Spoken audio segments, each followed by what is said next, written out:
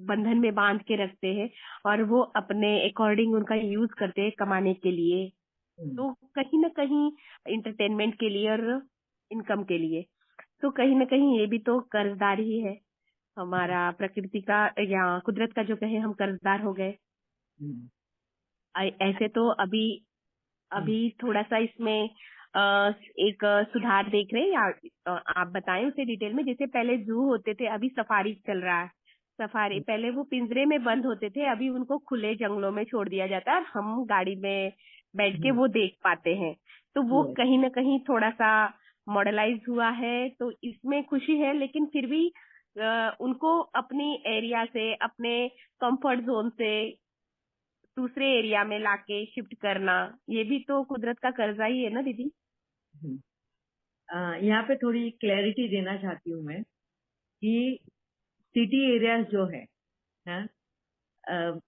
वहां पे अगर बच्चों की पिकनिक जाती है जू में, तो उनको प्रैक्टिकल नॉलेज के लिए जू में लेकर जाया जाता है कि टाइगर्स वाकई में जो तुम फोटो में देखते हैं, जैसे बच्चे एलकेजी के हैं, KG first standard second standard, हाँ, ये जो केजी के बच्चे होते हैं, ये छोटे बच्चे होते हैं, उनको एनिमल्स है, बर्ड्स है, इनके बारे में मालूमात, मतलब कुदरत के बारे में मालूमात करने के लिए उनको फोटोज ही बताते हैं। मैं जहाँ पे भी जो सिटीज में जू होते हैं ना, तो वहां पे प्रैक्टिकली उनको ले जाकर उनको उनकी लाइफ, वो कैसे दिखते हैं, रियल में जानवर कैसे दिखते हैं, वो बताने की कोशिश करते हैं, इसलिए वो जू बनाए हुए हैं। फर्स्ट। सेकंड, वो जू में जो एनिमल्स हैं, अगर आप देखे होंगे तो वहां पे कोई बच्चे या जवान एनिमल्स नहीं होंगे। वहां पे बूढ़े एनिमल्स देखोगे आप, या ना विकलांग जो है, क्या बोलते हो उसको, हैंडीकैप एनिमल्स, जिनके हाथ पैर टूट गए। अभी जैसे फॉर एग्जांपल टाइगर का ले लो, जो पैर टूट चुका है, अब वो शिकार नहीं कर सकता है, तो वो मैन ईटर हो जाता है। मैन ईटर मतलब गांव में जाके हमला करता है और इंसानों को तकलीफ पहुंचा रहा है, क्योंकि अभी वो हरण के पीछे या इनके पीछे भागने की उसमें क्षमता नहीं है, पेट तो भरना है।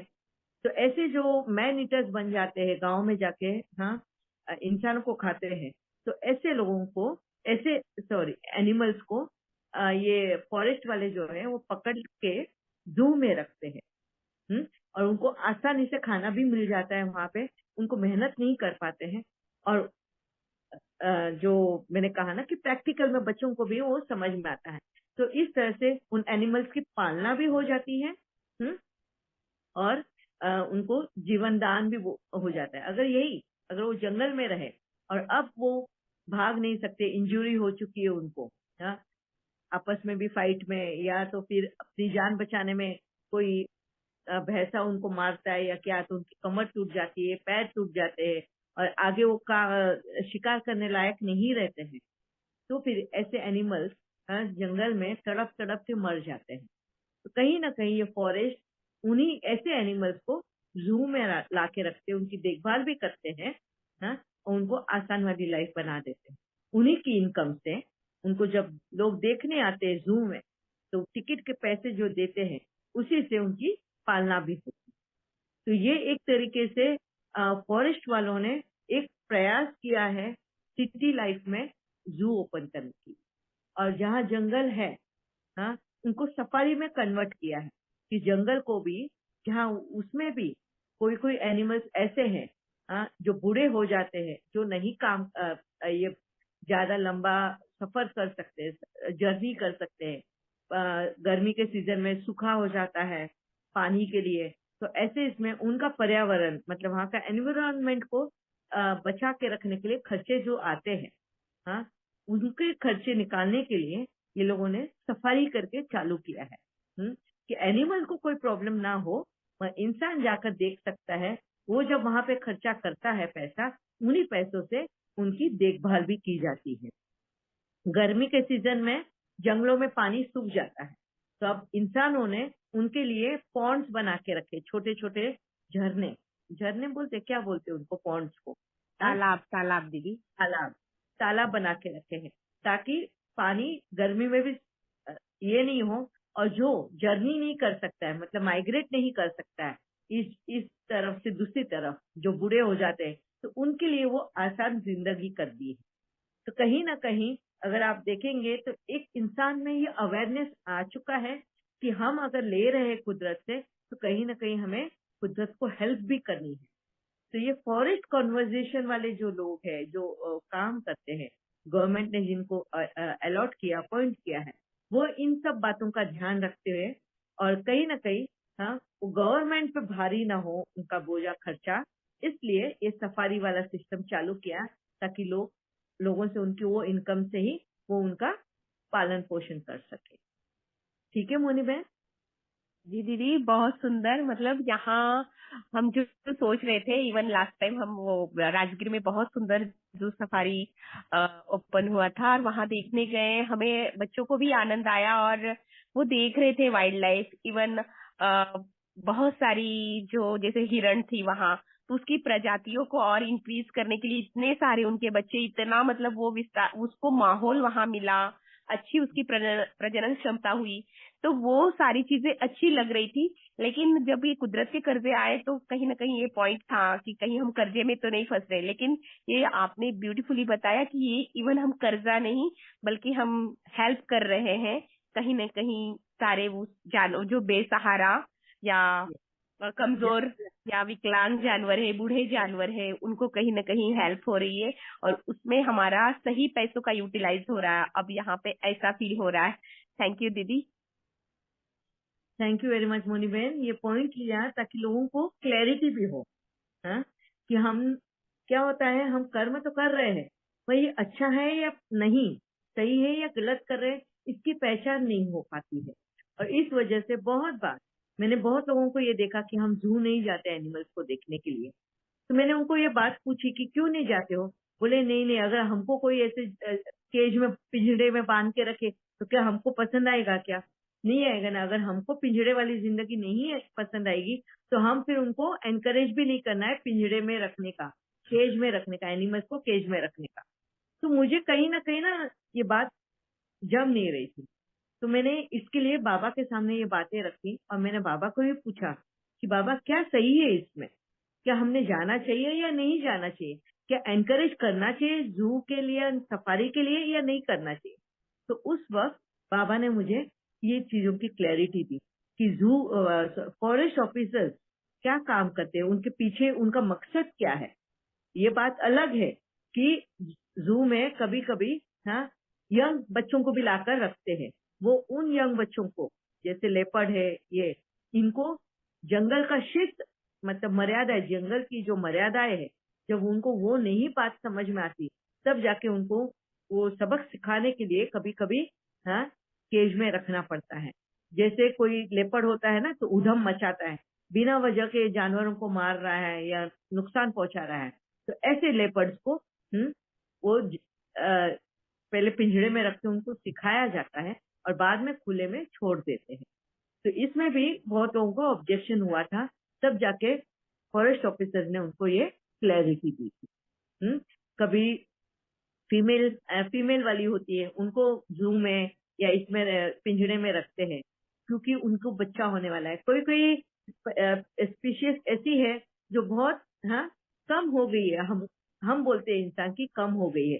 जैसे अभी इंडिया में लेपर्ड्स बहुत कम हो गए थे, चीता बहुत कम हो गए थे। एक्चुअली आत्मा हमें अभी तो पता है हाँ, कि जानवरों की आत्माएं तो नीचे ही कहीं परम धाम तो जाएगी नहीं, तो कहीं ना कहीं उनका जन्म तो हुआ है, बिना शरीर के तो वो भी रहेंगे नहीं, तो उनके जन्म कहीं और हुए हैं।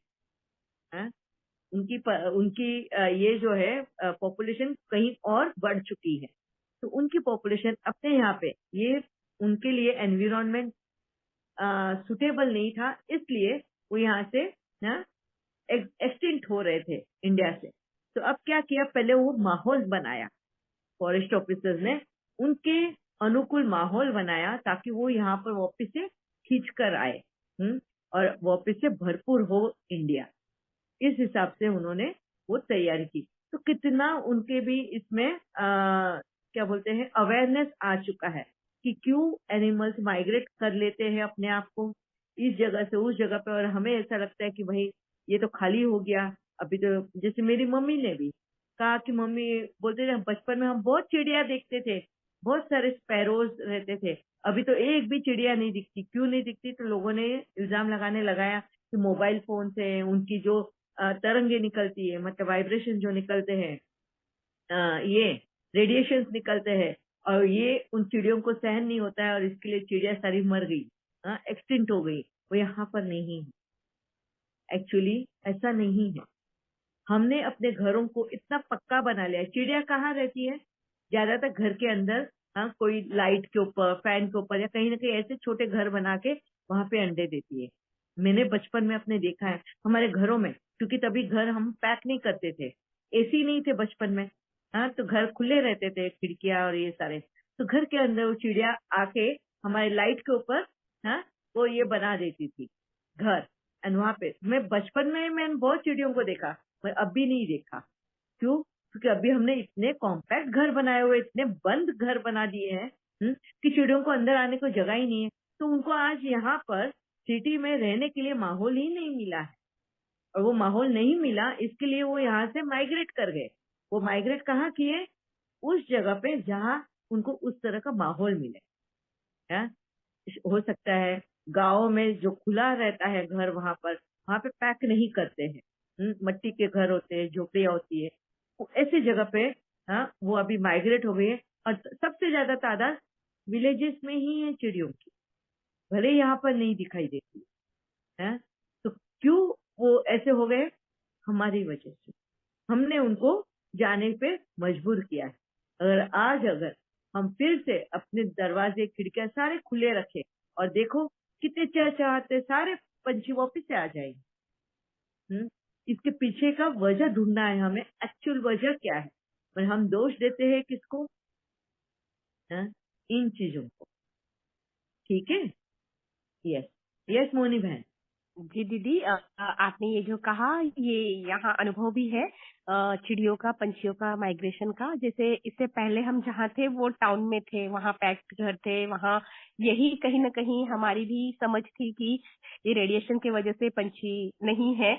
लेकिन जहाँ अभी रिसेंटली ट्रांसफर हुआ वहाँ ये थोड़ा मतलब ये ग्रामीण एरिया है और बहुत सारे पेड़ पौधे हैं यहाँ, और बहुत सारे पक्षी, घास फूस के घर है, मिट्टी के घर है। तो वो सारी चिड़िया, सारे कौवे, कोयल, सब पक्षी यहाँ नजर आते। इवन जो पक्षी हम दुर्लभ थे, हमारे देखने में नहीं आते थे, वो भी पक्षी हम यहाँ देख रहे हैं, नीलकंठ वगैरह, वो सब। तो वो नजर आ रहा है कि कहीं नहीं, बस हमने वो आ, उनको उनको सुटेबल वातावरण नहीं दिया, इसीलिए उन्होंने माइग्रेट किया है। यहाँ वो देख पा रहे हैं। yes, तो हम सेल्फिश बन गए, यहाँ पे हम गुनेगार हैं उनके। हमने उनका, जीने का सोर्स जो है वही छीन लिया है।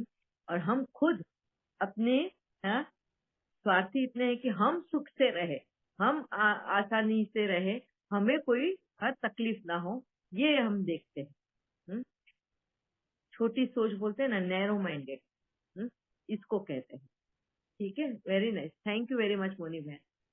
हाँ जी, और है किसी के? ऐसे बहुत ब्यूटीफुल हमारा डिस्कशन चल रहा है, इतने अच्छे अच्छे पॉइंट्स लिए हैं। जैसे मोनी बहन ने जू के बारे में बोला, नीलम बहन ने ट्रैवलिंग के बारे में बोला, क्योंकि इसी से हमें ज्यादा क्लैरिटी होती है। मैं खुद भी, मुझे भी कुदरत के साथ रहना बहुत पसंद है। बारिश के सीजन में पहले मैं भी जाती थी, घूमने के लिए। आज भी वाटरफॉल है, ये है, तो मुझे बहुत मन होता है जाने का। पर फिर मुझे वो नजारा दिखता है कि जहाँ ये कीड़े मकोड़े, इंसेक्ट जो है अपनी जान बचा रहे हैं, और फिर मेरे कदम अपने आप ही पीछे हट जाते हैं। तो ये एक अवेयरनेस, वापिस से आ गई है हमारे। यस, हमें ऐसा मैं नहीं कहती, कि जाना नहीं चाहिए, जाइए जरूर। तुम कुदरत के साथ में कनेक्ट होना जरूरी है, कुदरत के साथ रहना जरूरी है, उनको समझना जरूरी है। वह बारिश कम हो जाए, बारिश थम जाए, पानी नीचे निकल जाए, ताकि इन कीड़े मकोड़ों को फिर से उनका घर मिल जाए। उसके बाद में रास्ते साफ हो जाते हैं, और फिर उस वक्त जाओ, तुम आनंद लो, तुम भी बीमार नहीं होगे। हाँ, क्योंकि जो माहौल बनेगा वहां से इतना फ्रेश रहेगा, वहां पे बैक्टीरिया, वायरस, ये सारे बैठ जाएंगे नीचे।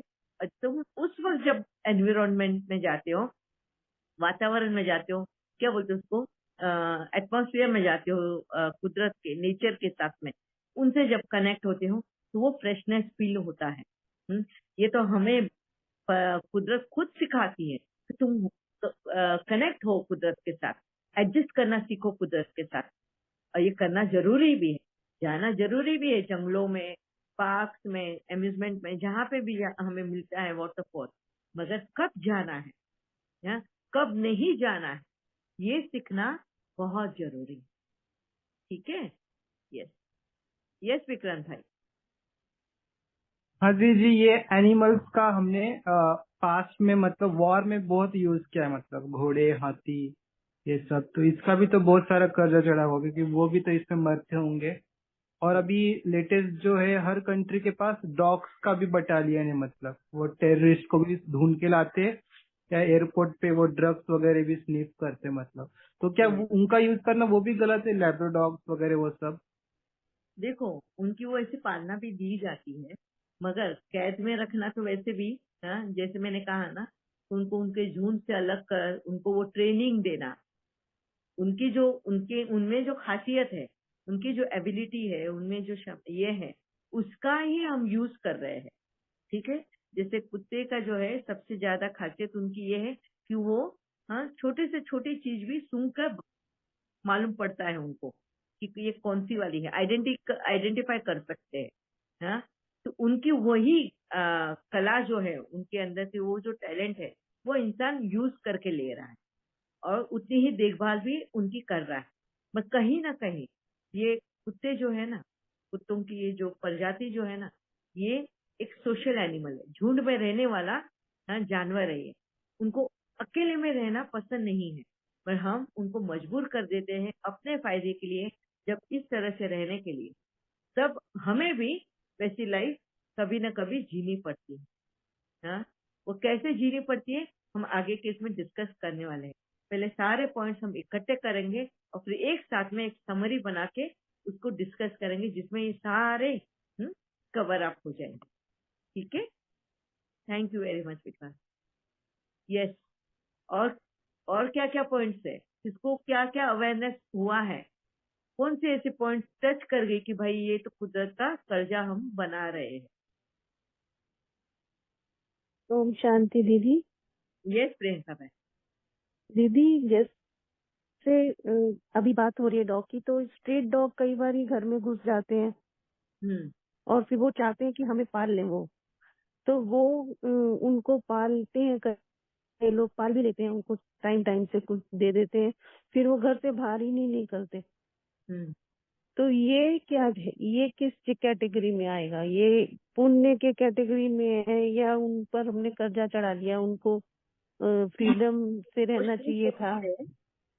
हाँ, आप कर्जा नहीं चढ़ा रहे, पुण्य के ही कैटेगरी में आते हैं, क्योंकि आपने उसको बांध के नहीं रखा है, आप उसको अपनी भाषा नहीं सिखा रहे हो, उसको भूखा रख के उसको ट्रेन नहीं कर रहे हो, उसको उसकी आजादी के साथ में जीने दे रहे हो।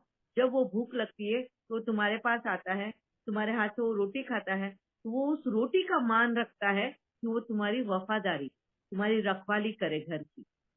वो अपने ऊपर कर्जा नहीं बढ़ा रहा है, इसलिए वो तुम्हारे घर के ही इर्द गिर्द घूमता है।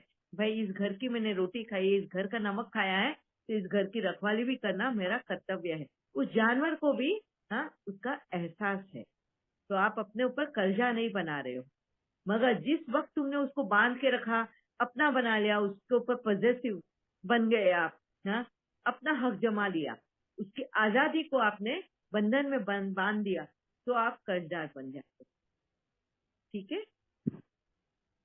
दीदी वो तो खुद ही चाहता है कि मैं घर में घुस के रहूं, वो तो तभी फिर बारिश के वक्त उसकी में क्या? या आराम करना हो उनको, उनको एक शांति चाहिए। उनको घर क्या है, रास्ता क्या है, ये फर्क समझ में नहीं आता है। उनको बस एक छोटी जगह चाहिए जहाँ वो रात में अगर जग रहे हैं, तो दिन में उनको सोने के लिए एक जगह चाहिए होती है, तो वो ढूंढ रहे होते हैं। उनको ये घर तो हमने बनाया है, इसकी समझ तो हमें है ना, जानवरों को नहीं है। हाँ। तुम उनको शेड बनाकर दे दो, वो उधर जाके सोएंगे। उनको जरूरी नहीं कि तुम्हारा घर ही अंदर हाँ चाहिए। ठीक जी है। जी, समझ आया। थैंक यू दीदी। ओम शांति दीदी। ओम लेकिन जैसे ओम शांति दीदी, जैसे कि ये स्ट्रे डॉग्स हैं, तो हमारे यहाँ लोकेलिटी में पहले बहुत सारे थे, और कोई कपल या कोई लेडी आके उनके लिए बहुत सारा मीट और बहुत सारा दूध की थैलियां लाके और उनको खिलाते थे। तो उसके बाद उनमें से कई डॉग जो थे वो मतलब वो यहाँ किसी को काट लिया तो बहुत बुरी तरह इंजर्ड कर दिया। फिर ऐसे में क्या क्या ठीक होगा? क्योंकि अभी हम कितने पेपर में न्यूज पढ़ते हैं कि स्ट्रे डॉग्स जो है कितने बच्चों को, बड़ों को तक उन्होंने मतलब मार दिया, खा लिया। छोटे 4-5 साल के बच्चों को खा लेते हैं। तो फिर इसका क्या है, अच्छा, इसको कैसे लें? हाँ, हम उसके ऊपर भी डिस्कस करेंगे क्योंकि ये बहुत बड़ी कर्म की गुह्य गति है इसके पीछे। हम लेंगे ये बात। पर रामरतन बहन, आप याद दिलाना मुझे हमारे डिस्कशन के वक्त कि ये भी पॉइंट आपको डिस्कस करना है। जिन्होंने भी जो जो पॉइंट्स उठाए हैं और उनके आंसर हमने अभी तक डिस्कस नहीं किए, तो आगे कवर अप नहीं हो रहा है तो मुझे याद दिलाना जरूर, ठीक है? थैंक यू दीदी। यस विक्रांत भाई। हाँ दीदी जी, एक और कुदरत का कर्जा है। जैसे सरकार अभी क्या कर रही है, पहले ऐसा किया हुआ है कि जैसे नदी का प्रभाव, नदी बहती है तो वो माउंटेन से होके समंदर के जाती है। तो कई गवर्नमेंट्स ने उस पे डैम्स बना दिए या उसका वो चेंज ही कर दिया रूट। तो वो पानी जो आगे बहता था, उस पानी के ऊपर बहुत सारे लोग या प्रकृति डिपेंड रहती थी, तो वहां पे वो पानी जाना ही बंद हो गया। तो ये भी तो कुदरत का कर्जा है ना।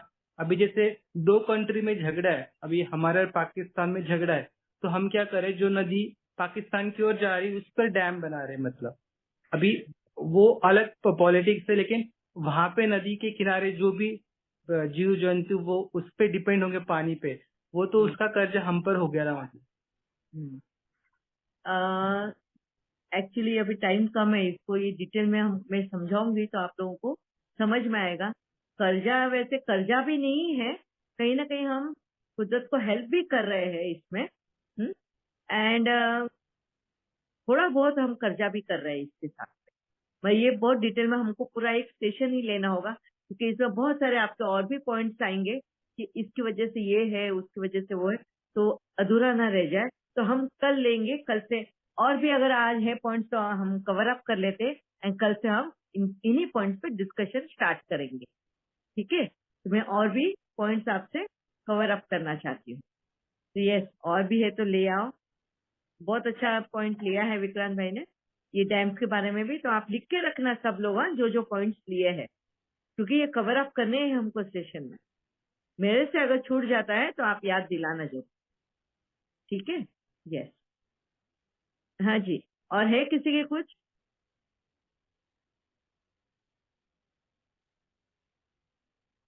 दीदी एक और पॉइंट, जैसे कि हिल स्टेशन पे जाते हैं तो ये राफ्टिंग करते हैं ना, वो हाँ, वाटर लोगों के राफ्टिंग। लिए तो, हाँ, तो लोगों को तो बहुत एंटरटेनमेंट होता है इसका।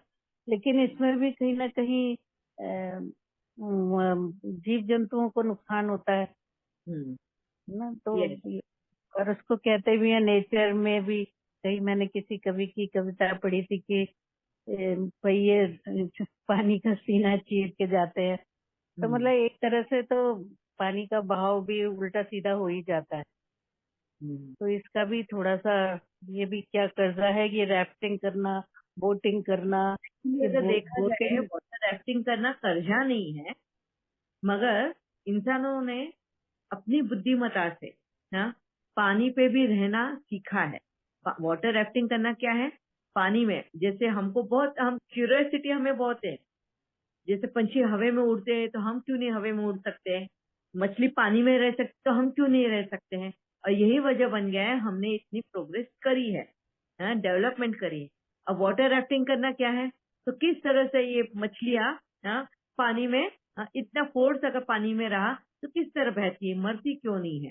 तो इस हिसाब से हमने वो क्यूरियोसिटी के हिसाब से वो वाटर राफ्टिंग का पहले के जमाने में स्टार्ट किया था, और आज वो एक ये बन गया है, स्पोर्ट्स भी बन गया है।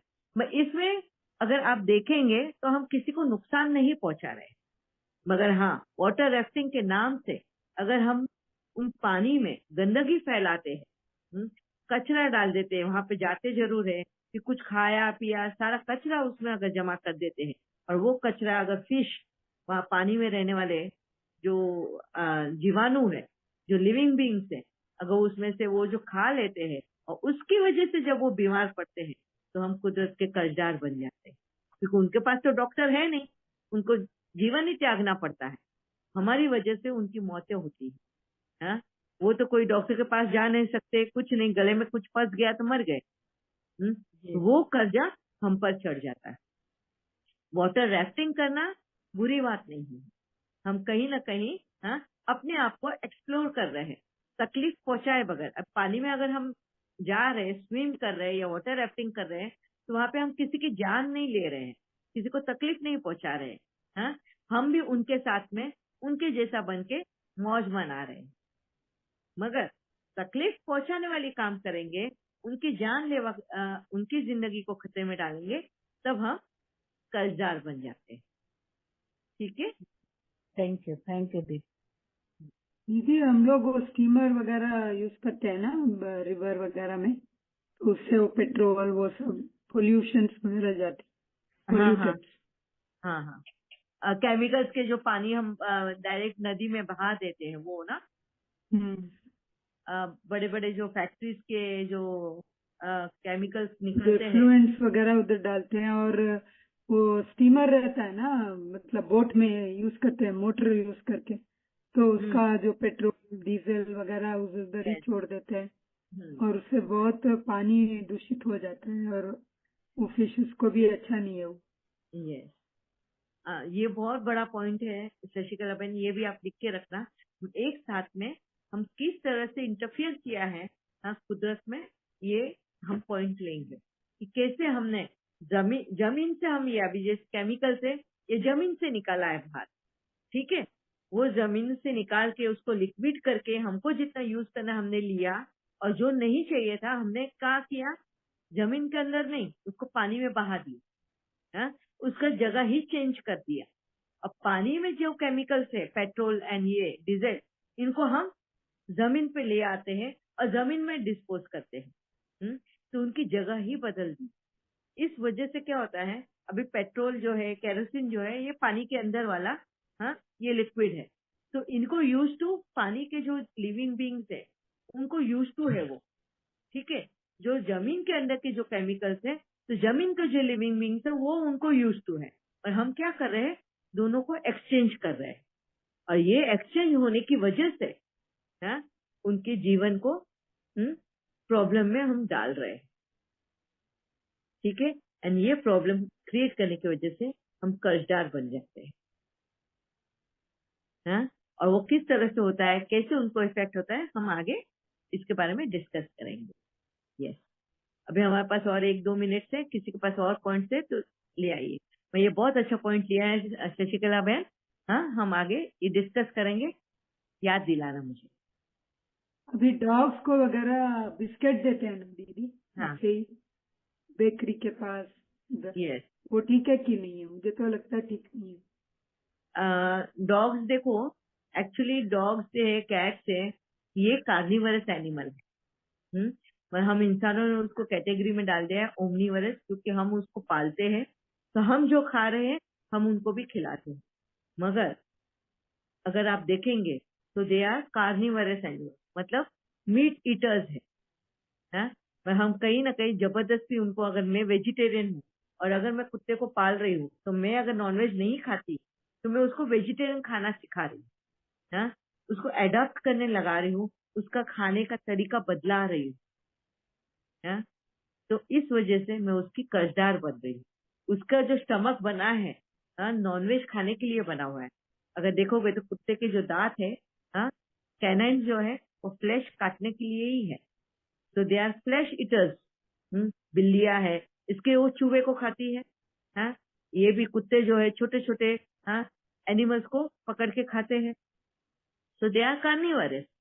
इंसानों के साथ रह रहकर कहीं ना कहीं इंसानों का भी खाना खाना शुरू किया, और इसी वजह से अगर आप देखोगे तो उनको भी इंसानों जैसी बीमारियां होने लगी। वो भी उस कर्म में बंध रहे हैं। ये भी कर्मा की गुह्य गति ही है। ठीक है, हम लेंगे कि किस तरह कुत्ते भी कर्म की गुह्य गति में आ गए इंसानों के, इसलिए कुछ कुत्ते हाई फाई लोगों के यहाँ जन्म लेते हैं, उनका जीवन। कि आज अगर आपने सुना होगा तो यूएसए में उनके लिए फ्लाइट्स भी बनी है कुत्तों बिल्लियों के लिए, कि अगर उनको ये एक देश से दूसरे देश में जाना है तो अभी वो फ्लाइट्स में उनके लिए स्पेशल फ्लाइट्स है, उनकी फ्लाइट के हिसाब से वो फ्लाइट बनी हुई है। उनके लिए वैसा खाना, उनके लिए वैसी सीट्स बनी हुई है, सब कुछ। और उनके केयर टेकर्स वो एनिमल्स के लिए वो उस फ्लाइट में जर्नी करेंगे। तो इस तरह की उनकी तकदीर भी मिली है। तो इंसानों के साथ में रहकर वो भी ऐसे इंसानों वाले कर्मों में बंधे हुए हैं। ये कर्म की गुह्य गति में ये टॉपिक आता है। ठीक है, अच्छा अभी आज वक्त हो चुका है। कल हम फिर से जुड़ेंगे। एंड कल अगर और पॉइंट्स आ रहे हैं आप ले आइएगा। ढूंढिए अपने आप को अपने अंदर कि कहाँ हमने कुदरत में कर्जदार बने हैं। और फिर हम डिस्कशन स्टार्ट करेंगे। ठीक है, ओम शांति। ओम शांति। ओम शांति। ओम शांति दीदी, थैंक यू। ओम शांति दीदी। ओम शांति दीदी, थैंक यू। ओम शांति दीदी। ओम शांति। Thank you. ओम शांति बेटा।